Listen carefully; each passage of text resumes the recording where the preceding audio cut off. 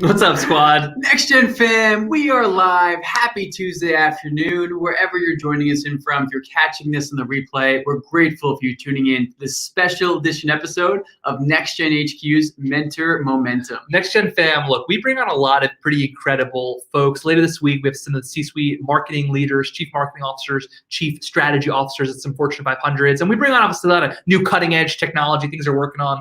But the man that we're going to bring on today has been with the Next Gen story for many years, because so much of what we're doing is also swimming in the same direction. This is a man who believes in entrepreneurs, believes in the next generation of entrepreneurs, and is working his butt off to get them the tools, the resources they need to keep building their dreams. This is one of our own, Next Gen fam. This is a guy who's part of our tribe, and we're stoked to have him on. But shout out to Next Gen fam who's tuning in live. Shout out to those who are going to watch us afterwards. Mentorship is, we say it's the secret sauce. It's everything. It's everything. And this one has been a mentor to Justin and myself, to our team. Shout out to, I know Malachi's tuning in, loving the angel investing game, has learned so much from this guest we're going to bring on in a second here. And with that said, Jay, maybe we should dive in. Yeah, Next Gen fam, this guy has the experience beyond. I mean, not only did he's founded New York Angels. He runs the Area Accelerator. He's been on the boards of Coolspan, Movin. He was one of the original investors, chairman of Jump Bikes.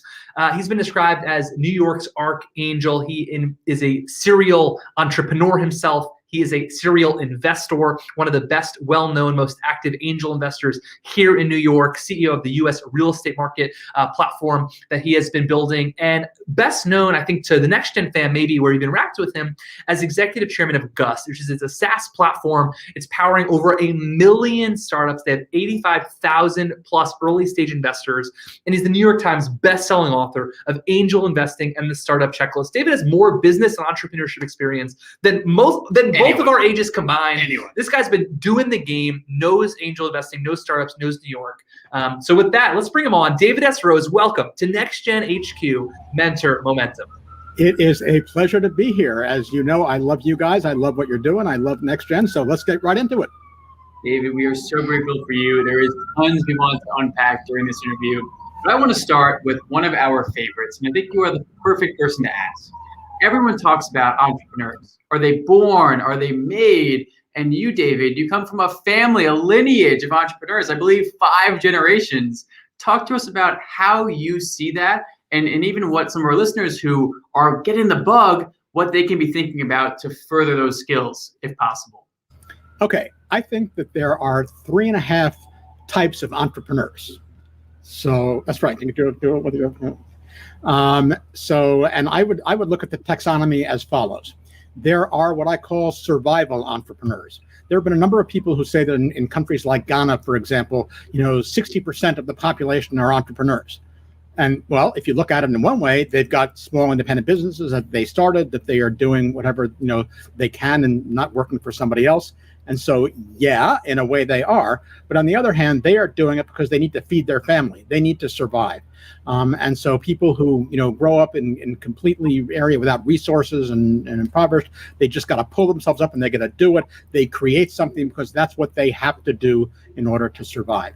But once you get the resources and once you get the compensation for that, and once you have a roof over your head and a job, I don't want to do that. You stop doing it, you retire, and you sit on an island and drink pina coladas, right? I mean, or whatever. So that's a survival entrepreneur. The next kind is what I call the natural born entrepreneur. And that's what you guys are, and that's what I am, right? And so these people are people who just fundamentally think differently from the rest of the world. They are an oddball set of people, whether it is psychiatric or genetic. People haven't decided yet. I mean, the experts have spent a little bit of time looking at this.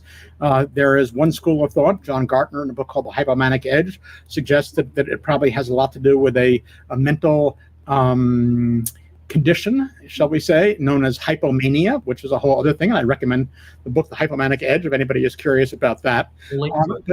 But it's something else. It is something deep and fundamental. So with the entrepreneurial intent and entrepreneurial interest and the ability to be a self-starter and see things and be creative, as with virtually everything else in life and in nature, there is a bell curve. And it is centered somewhere, and then you have a couple of standard deviations from the mean as you go up. And on this bell curve of entrepreneurial tendencies, it is pretty much a smooth standard distribution. There are some people who are very entrepreneurial. There are some people who would never, ever want to start a company and don't know why anybody else would want to do it. Most people are sort of somewhere in the middle, right? I mean, maybe they might work for a startup if they thought it had decent financing and was, whatever, and they might, want to, try and be creative about what they're doing, but they don't want to go start a company. On the other hand, they don't want to sit on an assembly line and screw in the same screw every day, right? So from 0 to 99, you have this very interesting bell curve. But the thing is, from 99 to 100 at the far end, there's like an air gap. It's not a smooth distribution. It's 0 to 99 as a smooth distribution bell curve. And then from 99 to 100, there is an air gap. And the people at that 100 level, which is the yous and the me's and a number of folks listening to this podcast, they are the entrepreneurs, capital T, capital E. And those people are just literally a different species. Not better or worse, just different. Now I say not better, worse, just different. And I mean not better or worse, just different. However, I have a daughter, who probably is somewhere in the 97, 98% of this line. And she says very bitterly, yeah, you say it's just different, but somehow, according to you, it's those entrepreneurs are the ones who save society, change the world, and do all this kind of stuff out there. So maybe my preferences and predilections are sneaking out, but it is, but I do honestly, intellectually believe that it is different. Some people are entrepreneurs, some people are executors, some people are violinists, and some people are, whatever. I mean, Michael Phelps is built like a fish. I mean, so I am not. And so that's these natural born entrepreneurs. The third category is perhaps the most interesting, and that's what I call self-made entrepreneurs. So these are people who are not that 1%. They're not the natural. They tend to be people, they are certainly on the entrepreneurial spectrum, right? They're up there in the 90s, the 80s, or probably 90s or high 90s. But even if it's like, 90 and above, that's still, 9x the number of people who are the natural born ones, right? And these are people who are very entrepreneurial as an adjective, and they have spent a career, in the early part of their career, learning academically and working in a field and developing expertise and domain knowledge of a particular area. And then because they are rational people, they're not crazy people, they're rational people, they say, there is a problem here that we see. And I think, based on my experience in the field, there is a potential solution. And if I look at it and I calculate it out, I can actually make money. We can actually produce more than we consume. We can create value by solving this problem. I'm therefore going to go out and take the bull by the horns and start a company and do it. And those are what I call the self-made entrepreneurs, because they're not naturally crazy. They're doing it rationally. The 1% doesn't start things rationally, as you guys well know. And so it so happens that these self-made entrepreneurs account for a majority of the companies that are started in the world and in the US. But typically these are very rational businesses. They're manufacturing businesses. They are yoga studios. I mean, if you are not entrepreneurial and you're a yoga instructor, you are an instructor. You're a trainer. You work out in a studio. You have your clients maybe come. You rent space in somebody else's studio. And the more entrepreneurial you get, you actually open your own yoga studio. You start advertising. You get clients. You come up with new programs. You develop an app. You blah blah blah, right? And so the kinds of businesses that these self-made entrepreneurs tend to be traditional American small independent businesses, and they can get pretty large. A friend of mine was the head of the world's largest vaporizer company that did Vicks vaporizers and that kind of stuff, and very interesting business. But not a venture-backed Amazon, right? And so these entrepreneurs who account for majority of the typical business out there, they are the rational ones. They are the ones who actually read the books and do the things and check the numbers, and they can justify what they're doing on the basis of numbers. That's 1, 2, 3. The half are what I call the wantrepreneurs. And these are people who spend a lot of time watching podcasts about entrepreneurship and going to conventions and reading books and talking about it. They have an encyclopedic knowledge of the industry. They refer to, Steve and Bill and Elon and so on and so forth. And they can tell you all about, who did what rounds of where and so on and so forth. But they never actually quite get out of bed and start a company. And that's what entrepreneurship is all about, is actually doing something and starting. So the interesting thing, and what I love about what NGHQ is doing, is you're activating people across the spectrum. There are the 1% who are the crazies who, and the goal of any kind of either entrepreneurship program or entrepreneurship education is, I don't know if you mentioned it in the intro, but I founded the entrepreneurship program at Singularity University. I'm on the entrepreneurship advisory boards at Yale and Columbia and Stevens, and lectured all around the world doing this kind of stuff. I run my own accelerator program. And the goal for all of these entrepreneurship programs is to move people along that entrepreneurial curve, right? And so if you're somebody who is on the other end of the curve, at least if you understand what entrepreneurship is about, how companies start, what the economics are rationally, then maybe you'll be willing to work in a startup, right? Take that gamble. Maybe not a brand new startup, but maybe a Series A or B funded startup, right? Which is not working for IBM. Well, then that's not too safe these days either. And if you're somewhere and you're working in a startup, you'll be able to do that. Maybe if you can push it to the next level and you understand how companies are started, both the techniques and the underlying economics and everything else, and how business works, maybe you can get to a point where you could be part of a founding team of the next gen that's coming along, right? And if you happen to be somebody who was this crazy person who was going out and going to do it anyway, regardless of whether it makes sense or regardless of whether anybody else tells you should, then the goal is to give you the tool sets and the skills to do it right and not shoot yourself in the foot and blow it up, by doing something stupid, right? So to my mind, that's the goal of everything you're doing, everything that I've spent a lot of my life doing, all these entrepreneurship programs, is to help move people along this entrepreneurial curve. It's not to make people entrepreneurs who are not.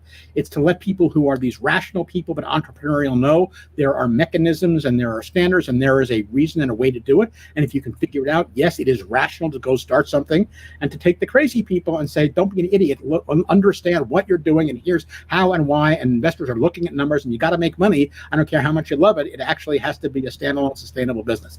So that's my thoughts on entrepreneurship. David, this framework is incredible. Absolute mic drop moment. We're going to have this on some type of loop, honestly, going for our next gen fam.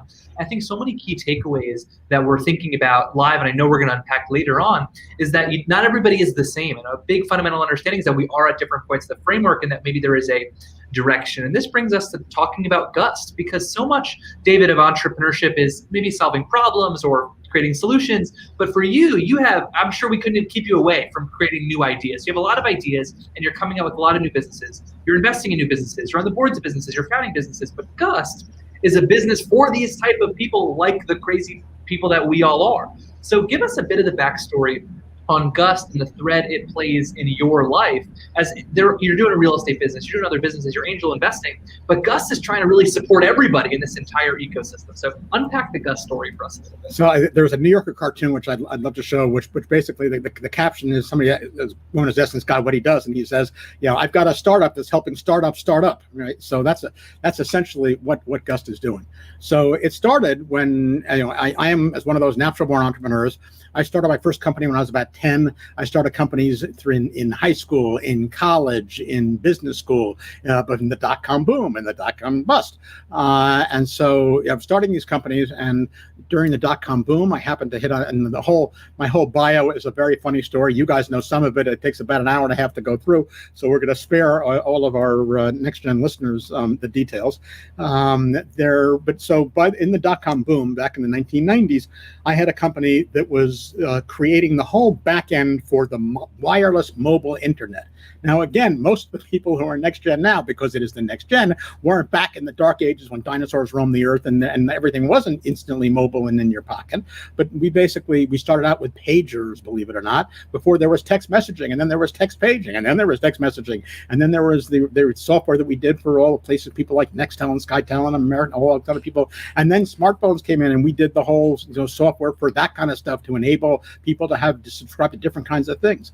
And then in the dot-com boom, we created Air Media Live, which was the first wireless internet broadcast network. We developed a hardware device. We licensed the Flex chipset from Motorola, created a little black pyramid that plugged into your computer and downloaded wirelessly stuff from the internet. So you had all kinds of broadcast and narrowcast and your emails. It was very, very amazingly cool stuff. Won all kinds of awards. The problem was that we shipped it, and nobody bought it, which was very depressing because we were very far ahead of our time. We'd raised decking millions of bucks. We had a patent portfolio that we had invented that was appraised by PricewaterhouseCoopers at $120 million. I mean, so it was really amazing, cool stuff. But along comes the dot-com crash, and since nobody was buying it, if nobody's buying a product, it doesn't do a whole lot for you. So, boom, crashed and burned. At which point there is a hierarchy, as we all know, in startups. You've got, managers and directors and VPs and SVPs and the CEO, the CXOs and the CEO and the board chairman.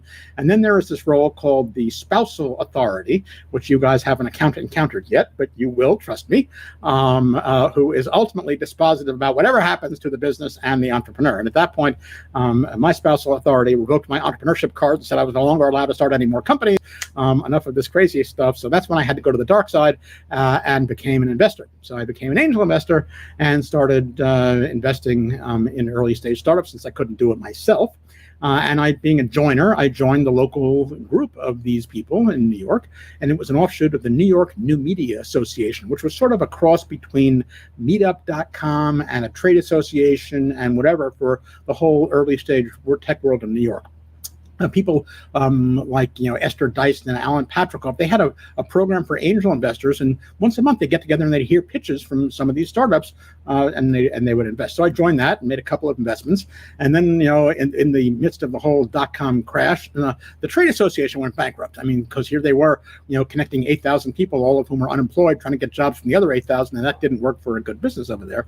So they were eventually acquired by the SIIA down in DC, a trade association for computer publishers and stuff.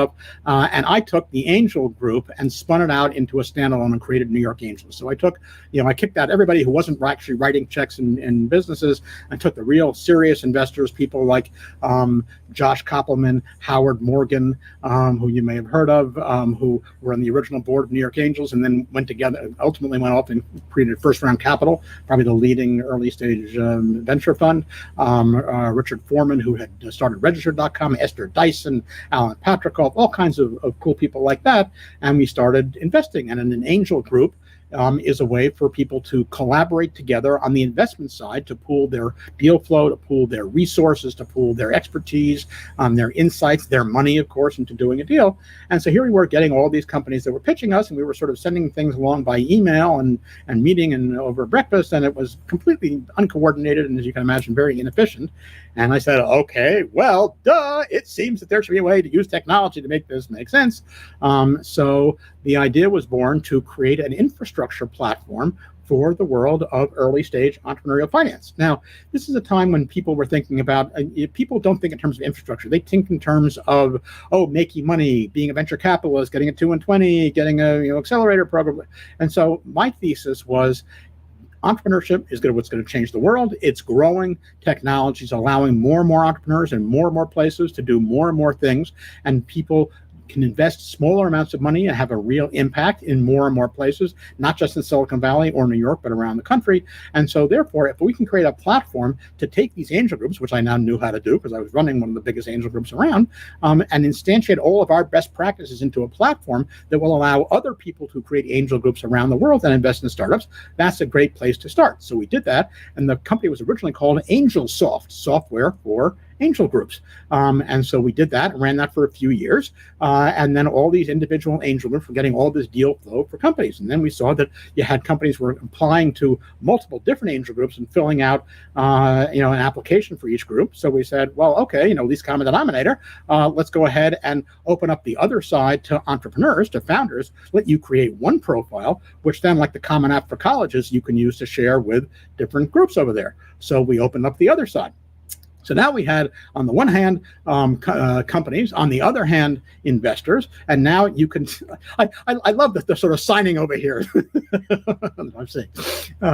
So we had both sides now, and that began to grow. And then it turned out that there were a lot of other folks in and around the ecosystem who could benefit from this. Accelerator programs, entrepreneurship support programs, right? Folks like you who were dealing with companies, with investors in some way or other. And so we began to bring all of those on. We did a whole platform to support accelerators called the Gust Accelerator platform. And then it continued to build, and we had more and more people picking up, and the deal flow kept getting bigger and bigger to up to 20,000 companies a month. And then we noticed something really interesting, which was that, 20,000 companies a month, we say, great, how far are you? Looking for angel financing, how far along are you? Oh, well, we haven't even incorporated yet. It's a great idea. So I'm the next Mark Zuckerberg. Thank you very much. And please give me $10 million, but I haven't started a company yet. So we said, okay, well, let's go back to beginnings over here, basics. First of all, you got to actually incorporate. Oh, how do I do that? Well, okay. So then, meanwhile, by the way, just a sidebar along the way, when I was doing the angel stuff, answering questions on Quora and other kinds of places, Wiley, the book publisher, came to me and said, we think there should be a book about how to be an angel investor, and you're such a big mouth. Why don't you write it? So I said, okay. So I wrote it. This became a New York Times bestseller about how to be an angel investor. And then they came back to me a couple of years later and said, wait a minute, it's a New York Times bestseller, but we know there are not enough angel investors to make a book a bestseller.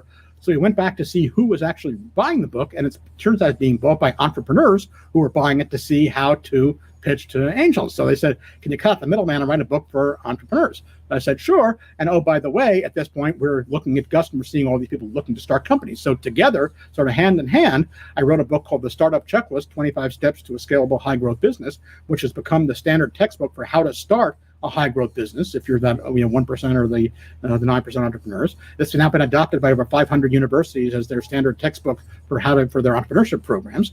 And at the same time, we said, okay, well, let's make it easy on all these startups by taking everything in the book and turning it into a platform. And so we created an entirely new category of SaaS, software as a service, called CaaS, Company as a Service. So Gust Launch is the first company as a service platform where if you are a high growth founder and you want to start a business, you literally come on to Gust Launch, you press a button, and whammo, we spin up a whole company. We incorporate you as a Delaware C Corp.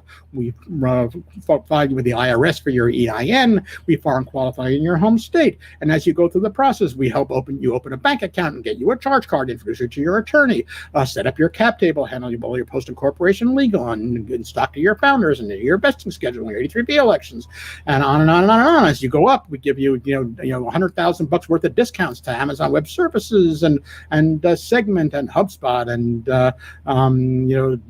WeWork and all these various kinds of things, and give you effectively a dashboard for your company. And this whole thing starts at like $300. So it really, at this point, it's effectively an IQ test. If you are a founder who is trying to start a high growth company, you'd have to be sort of missing a couple of screws to not do this, because you get so much and it's so standard and so right. And of course, the company that results is a very investable company, at least in terms of the operational stuff, because all your due diligence is there, your docs are in the right place, they're all kept online. So that essentially is what Gust is all about. Incredible. David, thank you so much for sharing that story. For all of our next gen audience who's listening, what I'm walking away with, this was a natural progression where David was, first off, he was listening to his spouse there, Spousal and authority. taking some influence from the advisor, the tribe of mentors, if you will. But he was following the passion in one step leading to the next. Begetting momentum. And that was the process that allowed him to see the opportunity for Gust to bring it all together. It is so powerful, tapping into rising tides in markets and waves. David, I want to ask you, on both sides of the equation, for the startup entrepreneur, as well as the investor who maybe today that they're watching Shark Tank, they're getting to meet and learn from folks like yourself, what is perhaps some bad advice that you hear going out left and right? Oh, you should do this, you should do that. You're given the great advice, but what's some bad advice that you want to press time out on, cut that out right here live? So I love Shark Tank. I'm addicted. I've watched every episode of Shark Tank since it started. And actually, most of the sharks were friends of mine. I was actually the sort of angel whisperer for some of them in teaching them how to be angel investors.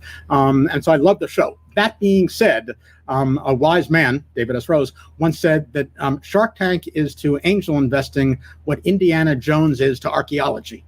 And so, therefore, if you are trying to understand what this real world of angel investing that I do and other people do is about, it's not Shark Tank. Shark Tank is a great TV show. It's a dramatic TV show, but it literally has nothing to do with angel investing. And if you approach a potential investor the way you see people approaching the sharks on Shark Tank, guaranteed you're not going to get funded, right? I mean, people don't break down into tears. It's not a whole song and dance where they're jumping up and down. It's not, because typically if you look at what they're investing in, how many SaaS businesses have you seen on Shark Tank? Like zero, right? Products, sponges, mushrooms, whatever. That's fine. In reality, those businesses are great for Shark Tank because Shark Tank is an amazing platform and they have great marketing. They have the sharks themselves have entire operations. They can go out. They have channels into Walmart and into HSN and QVC that they can get you on the air and do things. That's not the kind of things that angels typically invest in. We typically invest in businesses that are scalable, can start cheap and low, and can scale and grow very big without bringing up an entire manufacturing line or whatever. And those businesses tend to be a little tougher to do a song and dance pitch about. And so most pitches to angels have either a PowerPoint or a keynote deck, somewhere. A quick pitch for 5 minutes may not. It may just be verbal to you, but it's a very rational pitch. You're telling a story. It's exciting and so on and so forth, but it's not the kind of over the top drama, no tear. The minute you start crying, because your children are going to starve if you don't get this deal. Thank you very much. I really empathize, but that's not my problem as an investor, and I don't want to have somebody who can't focus on their company because their life is in flux. So the bottom line is, I would say watch Shark Tank for the entertainment. It's a great show. I love them, love the show, but do not follow it for how to pitch a VC. David, I was about to suggest that we need a part 2 of this, but we need a part 3, 4, and 5 because there is so much that we need to unpack, and count us in for making that happen. One of the big themes that we're going to be walking away from Enter Momentum for all of our audience, whether you're listening to the framework from David about how to think about entrepreneurship to his Gust story, is what we like to say of just get started. If you're not in the game, well, we can talk to you once you're in the game. So on that note, David, as we wrap up here, what's a number one way entrepreneurs can just get started when it comes to the David S. Rose family of companies, specifically Gust? For entrepreneurs who are like, hey, I got an idea, where can they go? Where can they learn more about you? What are the best resources they can just get started to get into your network? I actually these days have taken, in addition to written 11,000 answers on Quora, which people can look at. I've also taken to Clubhouse these days because, as you can tell, I like to just give answers. Press my belly button and I spit out an answer on whatever topic anybody asks me about. And Clubhouse has all these people who are asking questions. So I developed actually a little website to be a companion to my Clubhouse stuff. It's davidsrose.zealous, zealous.space, and you can put a link to that in the show notes here. And that's actually a sort of one-page directory of links. It's got links to my books and my bios. It's got links to my TED Talks. It's got links to my written stuff out there. It's got a curated reading list that I prepare for founders and entrepreneurs about how to start a company, obviously with my book, but a lot of other books about how to pitch and how to do, get customer funding instead of venture funding and so on and so forth. Links to a lot of the tools on Gust, how to split equity with your co-founder, what kind of valuation should you have, Gust launch for startups and so on and so forth. So davidsrose.zealous.space is a good place as a jumping off part for links. Amazing, David. We are going to link that for all of our listeners in the show notes, and let that be your Bible for getting started. Justin and I have. I would say, Dylan, Justin, you actually have it right. And for everybody out there who is listening to this, everybody out there in Next Gen land, the most important thing about being an entrepreneur is just do it. I mean, this is not the Nike, they're not paying us for this, but in reality, literally just do it. It doesn't matter how well you do it. It doesn't. But if you just sit there thinking about, this is a case where the perfect is the enemy of the good, and trying to have the perfect thing, the essence of MVP, minimum viable product, is minimum, the least you can do. As long as it's viable, it's not the full thing out there. Just get something started. And there is no boundary here relative to color, relative to gender, relative to age. In the last few weeks, I've actually done interviews with a couple of my favorite entrepreneurs, one of whom is a 13-year-old kid in school, and he was on a podcast that I saw, and I might introduce him to you guys. I think I actually have introduced him to you guys. If not, I will. He's a perfect next-gen player. He's 13, and he's already got one business teaching younger kids how to play D&D online, and another business with a T-shirt shop online that he sources designs from here, and amazing. And the other entrepreneur is a guy named Peter Sprague, who I've invested in, who's 82, 83 at this point. I mean, and he's starting up startups just like anybody at NextGen is doing. And so just do it. That's the single most important thing. Don't wait. Don't read my books, of course, and listen to everybody at NextGen and listen to me, but just get off your ass and go do it. Let this be a call to action, NextGen fam. The common thread of thinking like an entrepreneur, 13, 83, it does not matter. Just get in the game, continue building, learn from those who have done the hard work before to save you one or two hurdles and obstacles. David S. Rose, founder of Gust, angel investor. You are incredible, a mentor to us since 2017 and long before that from afar. We are grateful for you and everything you bring to the Next Gen family. And I look forward to coming back. So have me back as often as you'd like. I'm part of the Next Gen family, so I'm here.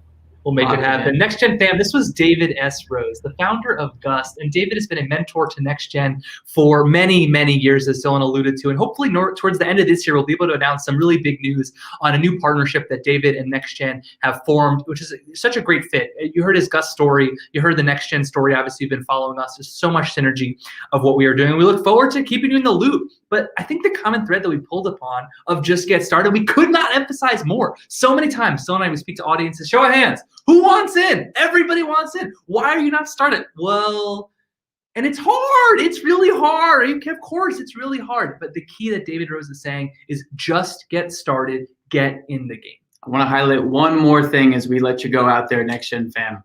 David told the story so authentically and transparently about a huge failure. But yet, when you see David Rose in the news today, he is a runner-up for EY Entrepreneur of the Year. He is winning these awards because it takes time. It is not an overnight success.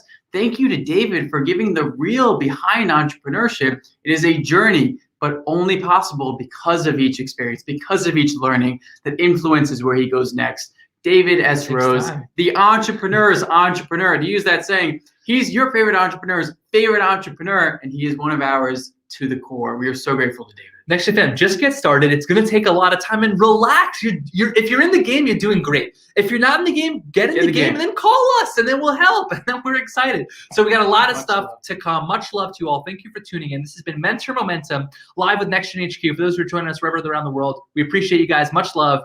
As we like to say, now that's momentum. Peace out.